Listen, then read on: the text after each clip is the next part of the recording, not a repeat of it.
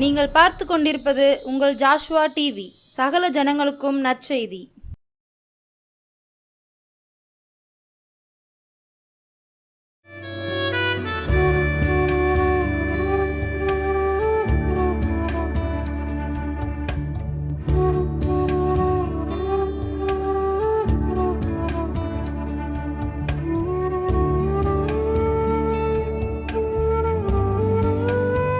கிறிஸ்துவுக்குள் பிரியமான நம்முடைய ஜாஸ்வாவுடைய நேயர்கள் அனைவருக்கும் இயேசு கிறிஸ்துவின் நாமத்தினால் மறுபடியும் உங்களை இந்த ஞாயிற்றுக்கிழமை மாலை பார்ப்பதில் மிகுந்த சந்தோஷம். கர்த்தர் மறுபடியும் செய்தியை கொடுக்க கர்த்தர் கிருபை செய்திருக்கிறார். தொடர்ந்து உங்களோடு கூட பேசுவதற்கு ஆண்டவர் நல்ல பலனையும் சுகத்தையும் கர்த்தர் கொடுக்கிறார். நல்ல வாய்ப்புகளை கொடுத்திருக்கிறார். இயேசப்பாவுக்கு நான் நன்றியை தெரிவித்துக் கொள்கிறேன். இந்த வாரத்திலும் நவம்பர் மாதம் கடைசி வாரத்திற்குள்ளே நம்ம வந்திருக்கிறோம். 11ஆவது மாதத்தை நம்ம முடிக்க போகிறோம். அப்படி தானே? 11ஆம் மாதத்தை நம்ம முடிக்க போகிறோம். வருஷத்தை நன்மையால் முடிசூட்டுகிற தேவனாய் கர்த்தர் சிறப்பாக அந்த 2025ஆம் ஆண்டு கடைசி வாரத்திற்குள்ளே அழைத்து கொண்டு வந்திருக்கிறார். எல்லா துதியும் கனமும் மகிமையும் இயேசப்பாவுக்கே. அவர் அழைத்து கொண்டு வந்தவர், அவர் நடத்தி செல்கிறவர். டிசம்பர் மாதம் இயேசுவின் பிறப்பு, கிறிஸ்மஸ் பண்டிகை, ஹாப்பி நியூ இயர், ரொம்ப ஒரு விறுவிறுப்பாக போகக்கூடிய மாதம் டிசம்பர் மாதம். அதனால் பண்டிகை நாட்களுக்குள்ளே இவ்வளோ போக போகிறோம். இயேசுவின் பிறப்பு ஒரு சந்தோஷம். 2026 ஒரு புது வருடத்தை எதிர்பார்த்து நம்ம நிற்கிறோம். அதனால் ஆண்டவர் இதுவரைக்கும் நடத்தி கொண்டு வந்தவர் இன்னும் நடத்தி செல்வார். வருகிற வருடங்கள் பலவிதமான ஆபத்தான காரியங்கள், பலவிதமான நெருக்கமான சூழ்நிலைகள் என்ன வந்தாலும் என்ன மாறினாலும் கர்த்தரை தேடுறவர்களுக்கு ஒரு நன்மையும் குறைபடாது. ஒன்று தான், கர்த்தரை தேடுறவர்களுக்கு ஒரு நன்மையும் குறைபடாது. அது என்ன வந்தாலும் சரி, என்னதான் வந்தாலும் சரி, கர்த்தரை மாத்திரம் தேடினா ஒரு நன்மையும் குறையக்கூடாது. அது எத்தனை வருஷம் ஆனாலும் சரி, என்னதான் வந்தாலும் சரி, ஒன்றும் செய்யாது. சரி, அதனால் பண்டிகை நாட்களுக்கெல்லாம் போக போகிறோம். டிசம்பர் மாதத்தில் போக போகிறோம். ஒவ்வொரு நாளும் கிறிஸ்மஸ் தான். ரொம்ப சந்தோஷம். இந்த நவம்பர் மாதம் கடைசி வாரம் இந்த செய்தியோடு முடியுது. செய்தியின் தலைப்பு நம்ம பார்த்துருக்கோம். நாம் எதற்காக ஜெபிக்கணும், நாம் என்ன காரியங்களுக்காக ஜெபிக்கணும் என்று சொல்லி தொடர்ந்து பார்த்தோம். இந்த நாளிலும் கர்த்தர் உங்களோடு கூட பேசுவார்.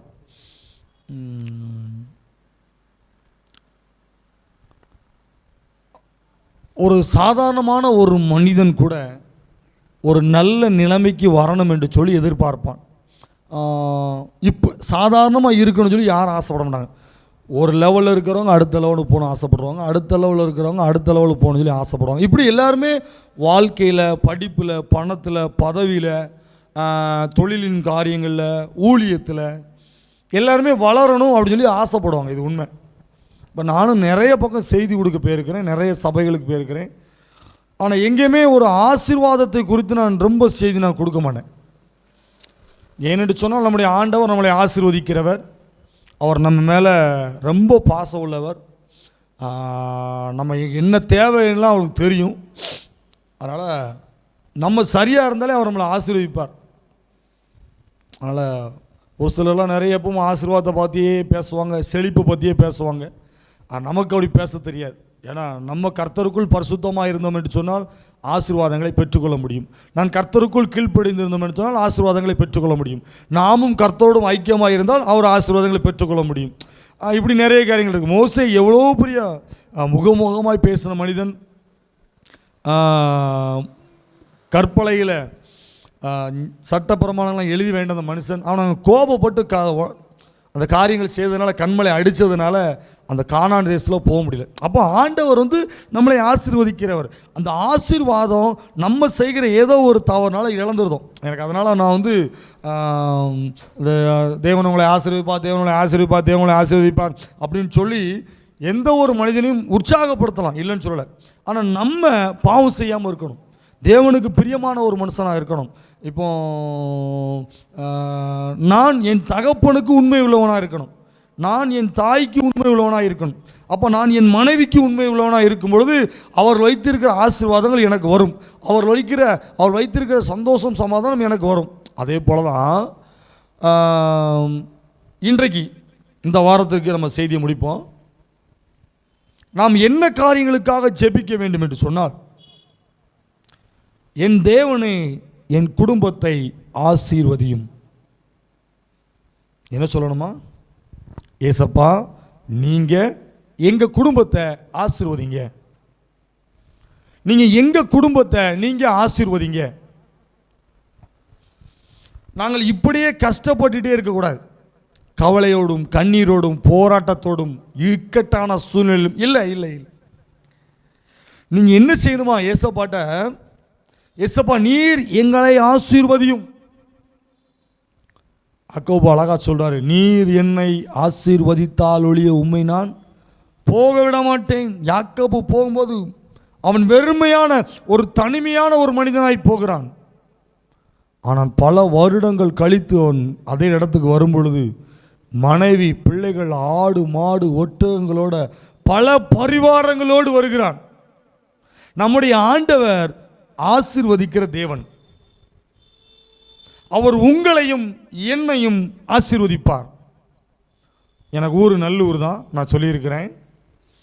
எங்களுடைய வாழ்க்கை ஒரு 10 வருடத்திற்கு முன்பதாக எப்படி இருந்தது, ஒரு 20 வருடத்திற்கு முன்பதாக எங்களுடைய குடும்பம் எப்படி இருந்துச்சு, இப்போ கடைசி ஒரு 3-4 வருடத்துக்கு முன்பதாக எங்கள் குடும்பம் எப்படி இருந்துச்சு, இப்போ ஆண்டவர் எங்களை எப்படி ஆசீர்வதித்திருக்கிறார்.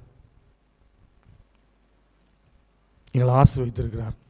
நல்ல வேலை கொடுத்திருக்கிறார், நல்ல ஒரு பெற்றோரை கொடுத்திருக்கிறார், நல்ல மனைவி பிள்ளைகளை கொடுத்திருக்கிறார், நல்ல ஊழியத்தை கொடுத்திருக்கிறார், நல்ல ஒரு பெயரை கொடுத்திருக்கிறார். முன்பு இருந்ததை விட ஆண்டவர் என்னை பல மடங்கு உயர்த்தி இருக்கிறார், என்னை ஆசீர்வதித்திருக்கிறார். நான் தைரியமாக சொல்ல முடியும். அப்போ நம்ம எதுக்கு ஜெபம் பண்ணணுமா? ஆண்டவரே நீர் என்னை ஆசீர்வதியும். ஆசீர்வாதம்னா பணம் மாத்திரம் கிடையாது, ஆசீர்வாதம் நிறைய இருக்கு. இன்னைக்கு பல லட்சம் ஆஸ்பத்திரி செலவழிக்காங்க தெரியுமா? ஆண்டவர் நமக்கு நல்ல பலனையும் சுகத்தையும் கொடுப்பது ஆசீர்வாதம். இன்னைக்கு கோர்ட்லையும் போலீஸ் ஸ்டேஷன்லையும் எத்தனை சண்டை, எத்தனை பிரச்சனை, எத்தனை தேவையில்லாத பணங்கள் செலவழித்து போகிறது தெரியுமா? ஆனால் ஆண்டவர் இன்றைக்கு நம்ம அதுக்கெல்லாம் விலைக்கு பாதுகாத்து இருக்கிறார். தேவையில்லாத பணங்கள் செலவழியாதபடி நம்மை ஆசீர்வதித்திருக்கிறார். அது ஆசீர்வாதம். இன்றைக்கு நம்ம கையில் கொடுத்த தொழிலை நஷ்டம் அடையாதபடி பார்க்க வைத்து நம்மளை ஆசீர்வதித்திருக்கிறார். அது ஆசீர்வாதம். நிறைய இருக்கு. நல்ல பலன், நல்ல ஆரோக்கியம், நல்ல குடும்பம், நல்ல உறவுகள், நல்ல தொழில், நல்ல ஊழியம், நல்ல மனைவி பிள்ளைகள், கர்த்தர் கொடுத்த நிறைய சொத்துக்கள் எல்லாம் ஆசீர்வாதம். சங்கீதம் 115 சங்கீதம் 12 வசனம், 115 சங்கீதம் 12 வசனம். கர்த்தர் நம்மை நினைத்திருக்கிறார், அவர் ஆசீர்வதிப்பார். இஸ்ரவேல் குடும்பத்தாரை ஆசீர்வதிப்பார், அவர் ஆரோன் குடும்பத்தாரை ஆசீர்வதிப்பார். கர்த்தருக்கு பயப்படுகிற பெரியோரையும் சிறியோரையும் அவர் ஆசீர்வதிப்பார். கர்த்தர் உங்களையும் உங்கள் பிள்ளைகளையும் வர்த்திக்க பண்ணுவார். கர்த்தருக்கு பயப்படுகிற, கர்த்தரை நோக்கி பார்க்கிற, என் தேவனை நோக்கி பார்க்கிற ஒவ்வொரு மனிதனையும் என் ஆண்டவர் ஆசீர்வதிப்பார். எந்த மனிதனையும் புறம்பே தள்ளுகிற தேவன் என் ஆண்டவர் அல்ல, நீ வேண்டாம் என்று சொல்லுகிற தேவன் என் ஆண்டவர் அல்ல. அவர் உங்களை ஆசீர்வதிப்பார். 118 சங்கீதம் 15 வசனம் சொல்லுது, நீதிமான்களுடைய கூடாரங்களில் ரட்சிப்பின் கெம்பீர சத்தம் உண்டு. நீதிமான்களாய் நாம் இருக்கும் பொழுது, நீதிமான்களாய் இருந்து அவரை நோக்கி பார்க்கும் பொழுது நம்முடைய வீட்டில் கெம்பீர சத்தம் உண்டு. கவலையின் சத்தம் அல்ல, கண்ணீரின் சத்தம் அல்ல, வருத்தத்தின் சத்தம் அல்ல, போராட்டத்தின் சத்தம் அல்ல, இக்கட்டான சத்தம் அல்ல. நம்முடைய வீட்டில் தேவனை நோக்கி பார்க்கும் பொழுது, அவரை நோக்கி ஜெபிக்கும் பொழுது, என் தேவனை என் குடும்பத்தை ஆசீர்வதியும், என் பிள்ளைகளை ஆசீர்வதியும், என்று பெற்றோர்களை ஆசீர்வதியும், எனக்கு உண்டான சகல சம்பத்துகளையும் ஆசீர்வதியும் என்று ஜெபிக்கும் பொழுது நம்முடைய வீட்டில் கெம்பீர சத்தம் உண்டு. அல்லேலூயா. கெம்பீர சத்தம் உண்டு. அழுகின் சத்தம் அல்ல, பள்ளத்தாக்கின் சத்தம் அல்ல, கம்பீர சத்தம். நீதிமான்களின் கூடாரங்களில் கர்த்தரை நோக்கி பார்க்கும் பொழுது, அவரிடத்தில் ஜெபிக்கும் பொழுது, அவரிடத்தில் முறையிடும் பொழுது நம்முடைய வீட்டில் எப்பொழுதும் சந்தோஷம், ஒரு குறைவு என்பது இல்லை. எல்லா ஆசீர்வாதத்தையும் கர்த்தர் ஏற்ற காலத்தில் தருவார். சங்கீதம் 138 சொல்லுது, கர்த்தர் எனக்காக யாவையும் செய்து முடிப்பார். கர்த்தர் உனக்காக, கர்த்தர் எனக்காக, கர்த்தர் உங்க குடும்பத்திற்காக, என் குடும்பத்திற்காக கர்த்தர் எல்லா ஆசீர்வாதங்களையும் அவர் செய்து முடித்து வைத்திருக்கிறார். இனிமேல் செய்கிற தேவன் அல்ல. என் தாயின் வயிற்றில் நான் உருவாவதற்கு முன்னமே எனக்கு உண்டான எல்லா ஆசீர்வாதங்களையும் எனக்கு வச்சிருக்கிறார். சொல்லுங்க, ஏசப்பா என்னை ஆசீர்வதிங்க, என் பிள்ளைகளை ஆசீர்வதிங்க, எங்கள் குடும்பத்தை ஆசீர்வதிங்க, நாங்கள் செய்கிற தொழிலை ஆசீர்வதிங்க, நாங்கள் செய்கிற ஊழியத்தை ஆசீர்வதிங்க. சொல்லுங்க. இப்படியே நீங்கள் இப்பொழுது இருக்கிறதை பார்க்கிலும் 1000 மடங்கு என் ஆண்டவர் உங்களை ஆசீர்வதிப்பார். சரியான சூப்பரான வசனம் யோசுவாவில். அந்த வசனம் சொல்லுது, யோசுவா நீங்கள் இப்பொழுது இருக்கிறதை பார்க்கிலும் 1000 மடங்கு ஆசீர்வதிக்கும்படி என் தேவனாகிய கர்த்தர் உங்கள் மேலே நினைவாக இருக்கிறார். அவர் உங்களை குறித்து பல திட்டங்களை வைத்திருக்கிறார். நீங்கள் இப்பொழுது இருக்கிறதை பார்க்கிலும் 1000 மடங்கு ஆசீர்வதிக்கும்படி என் தேவன் உங்கள் மேல் நினைவாக இருக்கிறார். இப்போ இருக்கிற ஆசீர்வாதம் போதும் என்று சொல்லி நீங்கள் உட்கார்ந்துடாதீங்க. ஆண்டவரே நீர் தந்த ஆசீர்வாதம் இது எனக்கு போதும் என்று சொல்லி நீங்கள் உட்கார்ந்துடாதீங்க. இப்பொழுது இருக்கிறதை பார்க்கிறோம் என் ஆண்டவர் உங்களை 1000 மடங்கு ஆசீர்வதிப்பார். நீங்கள் விசுவாசித்தால் தேவனுடைய மகிமையை காண்பீர்கள். பணம் மாத்திரம் ஆசீர்வாதம் இல்லை, உங்கள் குடும்பத்தில் சந்தோஷமாக நீங்கள் உட்கார்ந்து பேசினாலே அது ஆசீர்வாதம். நீங்கள் கணவன் மனைவி பிள்ளையாய் வாழ்ந்தாலே அது கர்த்தர் கொடுத்திருக்கிற ஆசீர்வாதம். உங்கள் பிள்ளைகளுக்கு ஏற்ற காலத்தில் கர்த்தர் செய்ய வேண்டிய எல்லா காரியத்தையும் செய்து முடித்தார் என்று சொன்னால் அதுதான் ஆசீர்வாதம். பணம் அல்ல, படிப்பு அல்ல, பட்டம் அல்ல. கர்த்தர் உங்களை எப்படி ஆசீர்வதித்திருக்கார் தெரியுமா? 50 லட்ச ரூபாய்க்கு வீடு கட்டுறது பெருசு இல்லைங்க, 60 லட்ச ரூபாய்க்கு கார் வாங்குறது பெருசு இல்லை. வீட்டில் படுத்திருக்கும் போது நல்லா உறக்கம் வரணும், நீங்கள் சாப்பிடும்போது நல்லா சாப்பிடணும், அதுக்கு பேர் தான் ஆசீர்வாதம். 1 கோடி ரூபாய்க்கு வீடு கட்டி எதுக்கு? படுக்க முடியலைன்னா, வீட்டுக்குள்ளே சந்தோஷம் இல்லை, சமாதானம் இல்லைன்னா அந்த வீடு கட்டி எதுக்கு? அப்படி தானே? அப்படி தானே இல்லையா? ஆண்டவர் உங்களை ஆசீர்வச்சிருக்கிறாரு. இன்னும் ஜெபம் பண்ணுங்க, அவரை நோக்கி பாருங்க, மனுஷன்ட்ட ஓடாதீங்க. கர்த்தருக்கு பயப்படுகிற பெரியோரையும் சிறியோரையும் அவர் ஆசீர்வதிப்பார். இன்னொரு வசனம் சூப்பராக இருக்கு, என்னாகமம் 24. எனக்கு ரொம்ப ரொம்ப பிடிச்ச வசனம். என்னாகமம் 24ஆம் அதிகாரம் 1 வசனம். இஸ்ரவேலரை ஆசீர்வதிப்பதே கர்த்தருக்கு பிரியம். இன்னைக்கு உங்களையும் என்னையும் ஆசீர்வதிப்பது மனுஷனுக்கு பிரியம் கிடையாது. மனிதன் நீங்கள் வளர வளர வளர உங்கள் மேலே பொறாமையோட எரிச்சலோட உங்களை என்னடா செஞ்சு கவிழ்த்து போடலாம் என்று சொல்லி பல விதமாக யோசனைக்கிறான். ஆனால் நீங்கள் நல்லா இருக்குன்னு சொல்லி நினைக்கிற ஒரே ஒரு ஆள் என் ஆண்டவர் மாத்திரம்தான். இஸ்ரவேல் ஜனங்கள் எவ்வளவு கஷ்டப்பட்டு வந்தாலும் ஒரு ராஜாவாலையும் இஸ்ரவேல் ஜனங்களை அடக்க முடியல, தடுக்க முடியல. ஏனென்று சொன்னால் இஸ்ரவேலை ஆசீர்வதிப்பதே கர்த்தருக்கு பிரியம். இன்னைக்கு உங்களையும் ஆசீர்வதிப்பார். இந்த நிலைமை போதும் சொல்லி உட்காந்துறாங்க. அடுத்த லெவல் இன்னும் இன்னும் தொழில் பார்க்குறீங்களா? கேளுங்க ஆண்டவர்கிட்ட, ஆண்டவரே எனக்கு இன்னும் தொழிலை தாங்க, இன்னும் இன்னும் ஆசீர்வதிங்க. ஊழியம் பண்ணுறீங்களா? இன்னும் ஊழியத்தில் அடுத்த லெவல். இன்னும் இன்னும் இன்னும் உங்களுக்கு என்னெல்லாம் வேணுமோ, என்ன ஆசீர்வாதம்லாம் வேணுமோ, எந்த ஆசீர்வாதம்லாம் தடைப்பட்டு இருக்கிறதோ எல்லாத்தையும் சொல்லி சொல்லி ஜெபம் பண்ணுங்க. கர்த்தர் இன்னைக்கு உங்களை ஆசீர்வதிக்கிறார். இந்த நவம்பர் மாதம் கடைசி வாரத்தில் ஆசீர்வாதத்தை உங்களுக்கு தருகிறார். தடையாக இருக்கிற எல்லா தடை கற்களையும் என் தேவன் இப்பொழுது உடைக்கிறார். ஆசீர்வாதம் வரவிடாதபடி தடை செய்து கொண்டிருக்கிற எல்லா போராட்டத்தின் கிரிகளையும் என் தேவன் இன்றைக்கு கட்டவிழ்க்கிறார்.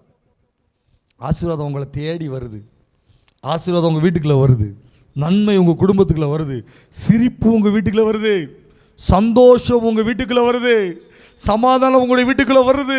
ஒரு நீங்கள் சிரிக்க முடியாதபடி அழுது கொண்டிருந்த நாட்கள் இயேசுவின் நாமத்தினால அது வெளியே போகிறது. கர்த்தர் கொடுக்கிற ஆசீர்வாதம், சந்தோஷம், சமாதானம், மகிழ்ச்சி உங்க வீட்டுக்குள்ள கடந்து வருது. பரிசுத்த ஆவியானவர் உங்களோடு கூட பேசுகிறார். பெற்றுக்கொள்ளுங்கள், பெற்றுக்கொள்ளுங்கள். ஒரு சமாதானத்தை, ஒரு சந்தோஷத்தை, ஒரு மகிழ்ச்சியை, இழந்து போன ஆசீர்வாதங்களை கர்த்தர் இன்றைக்கு உங்களுக்கு தருகிறார். இந்த நிகழ்ச்சியை பார்க்கிற உங்களுக்கு தருகிறார். யோபு எல்லாத்தையும் இழந்துட்டான். அவனுடைய மனைவி சொல்றாங்க, நீர் இன்னுமா உத்தமத்தில் இருக்கிறீர், ஆண்டவரை மறுதளித்து நீ செத்து போறோம். அதனால யோபு அந்த நேரமும் ஆண்டவரை பற்றி தப்பாக பேசல. ஆண்டவரை பார்த்தவன் முறையிடுகிறான். யோபு அந்த அந்த வாஸ்து பார்த்தீங்கன்னா அழுதுருவோம். அவன் உடம்புல அவ்வளோ பிரச்சனை.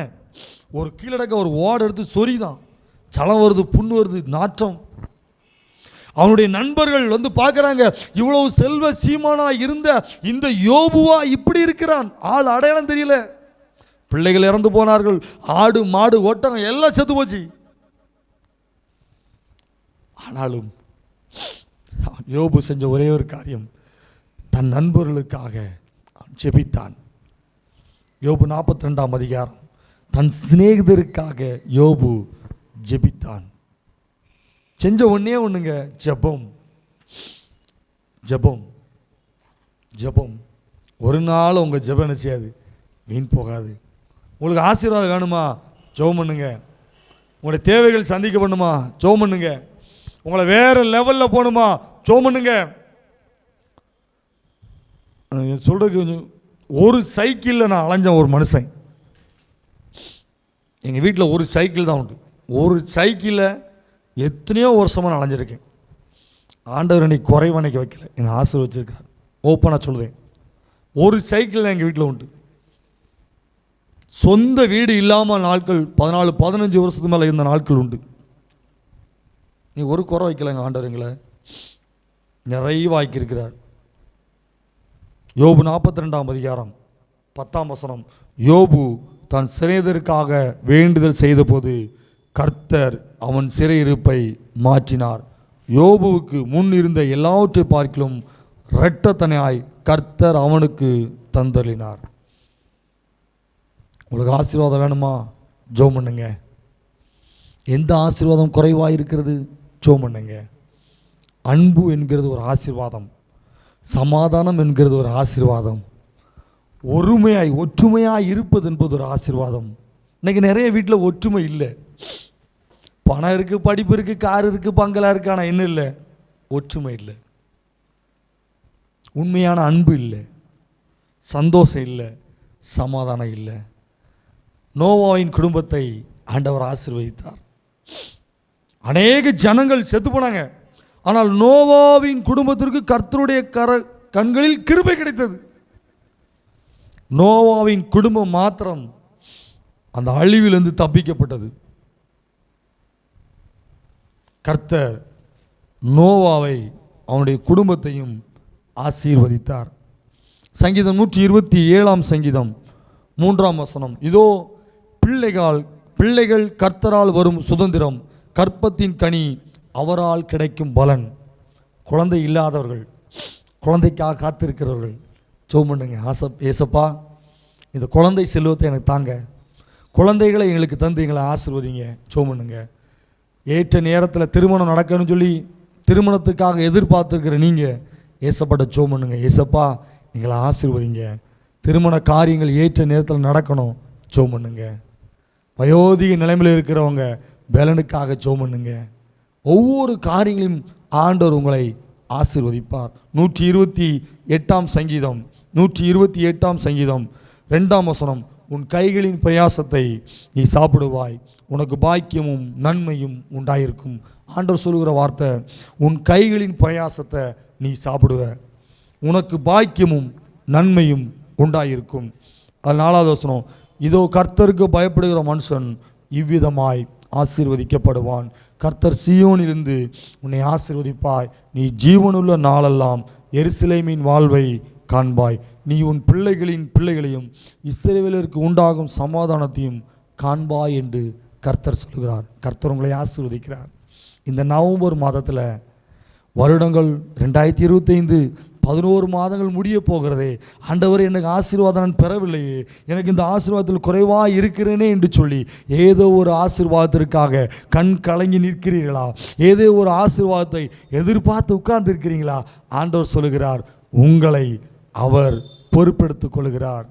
குறைவாய் இருக்கிற அந்த ஆசீர்வாதத்தை நிறைவாய் தந்து, அவருடைய அன்பை தந்து, அவருடைய கிருபைகளை உங்களுக்கு தந்து அவர் உங்களை ஆசீர்வதிக்கிறார். ஆபிரகாமை ஆசீர்வதித்த தேவன் உங்களை ஆசீர்வதிக்கிறார். ஈசாக்கை ஆசீர்வதித்த தேவன் உங்களை ஆசீர்வதிக்கிறார். யோபுவின் குடும்பத்தை ஆசீர்வதித்த தேவன் உங்கள் குடும்பத்தை ஆசீர்வதிக்கிறார். யாக்கோபின் தேவன் உங்களை ஆசீர்வதிக்கிறார். சகேயின் குடும்பத்தை, சகே ஒரு பாவியான மனுஷன் சொன்னான், ஆனால் அந்த குடும்பத்தையும் ஆண்டவர் ஆசீர்வதித்தார். நாம் ஆராதிக்கிற தேவன் உங்களையும் என்னையும் ஆசீர்வதிக்கிற தேவன். அவரிடத்திலிருந்து பல நன்மைகள், பல கிருபைகள், பல சுகம், பல வாழ்க்கை, பலவிதமான நன்மைகள் உங்களை தேடி வருகிறது. பெற்றுக்கொள்ளுங்கள் இயேசுவின் நாமத்தினால. வருகிற டிசம்பர் மாதம் உங்களுடைய வாழ்க்கையில், உங்கள் குடும்பத்தில், உங்கள் தொழிலில் ஒரு சந்தோஷத்தோட, ஒரு சமாதானத்தோட கொண்டாடுகிற ஒரு வாழ்க்கையை கர்த்தர் உங்களுக்கு தருகிறார். இரட்டிப்பான நன்மையை தருகிறார். செய்ய வேண்டிய ஒன்றே ஒன்று, ஏசப்பா என்னை நீங்கள் ஆசீர்வதிங்க, என் குடும்பத்தை நீங்கள் ஆசீர்வதிங்க, என் பிள்ளைகளை நீங்கள் ஆசீர்வதிங்கன்னு சொல்லி அவரை நோக்கி பார்க்கும் பொழுது அவர் உங்களை ஆசீர்வதிக்கிறார். ஒரு நிமிடம் கண்களை மூடி ஜெபிப்போம். நல்ல தகப்பனே உமக்கு நன்றி. பரிசுத்த ஆவியானவரே உமக்கு நன்றி. அப்பா ஏசப்பா உமக்கு நன்றி. ஏசப்பா இந்த செய்தியை பார்த்து கொண்டு இருக்கிற ஜனங்கள் எந்த ஆசீர்வாதங்களுக்காக, எந்த நன்மைகளுக்காக உம்மை நோக்கி பார்க்கிறார்களோ, நீர் ஆசீர்வதிக்கிற கரத்தை கத்த நீட்டுவீராக. உடைய ஆசீர்வதிக்கிற கரம் அப்பாவுடைய குடும்பத்திற்குள் இருப்பதாக. அப்பா நீர் ஆசீர்வதிக்கிற உடைய கரம் ஆண்டவரே அவள் தொழில் செய்கிற இடத்தில் இருப்பதாக. அது இயேசப்பா இஸ்ரவேலரை ஆசீர்வதிப்பதை கர்த்தருக்கு பிரியம் என்று சொன்ன தேவன் ஆண்டவரே. கர்த்தருக்கு பயப்படுகிற பெரியோரையும் சிறியோரையும் ஆசீர்வதிப்பேன் என்று சொன்ன தேவன் ஆண்டவரே. அப்பா சோதரம் ஆண்டவரே, ஒவ்வொருவரையும் கர்த்தர் நீர் ஆசீர்வதிப்பீராக, ஆசீர்வதிப்பீராக. நீர் ஆசீர்வதிக்கிறதற்காக உமக்கு நன்றி. இந்த வருகிற டிசம்பர் மாதம் ஆண்டவரே அப்பா ஒரு சந்தோஷத்தின் மாதமாய், ஒரு சமாதானத்தின் மாதமாய், ஆசீர்வாதங்களை பெற்றுக்கொள்கிற மாதமாய் ஏசப்பா கர்த்தர் கிருபை செய்கிறதற்காக உமக்கு நன்றி. மீட்பு இயேசு மூலம் ஜெபிக்கிறோம் நல்ல பிதாவே, ஆமென். தொடர்ந்து நீங்கள் ஜெபம் பண்ணுங்க. ஆண்டவரே நீர் என்னை ஆசீர்வதித்தால் ஒழிய உம்மை நான் விடமாட்டேன் என்று சொல்லி வைராக்கியத்தோட, சந்தோஷத்தோட கர்த்தரை பிடித்து கொள்ளுங்கள். வருகிற நாட்கள் உங்கள் வாழ்க்கையில் சந்தோஷத்தையும் சமாதானத்தையும் ஆசீர்வாதத்தையும் கர்த்தர் உங்களுக்கு தந்து உங்களை மறுபடியும் எடுத்து நிறுத்துகிறதற்காய் சோத்திரம். ஆமென்.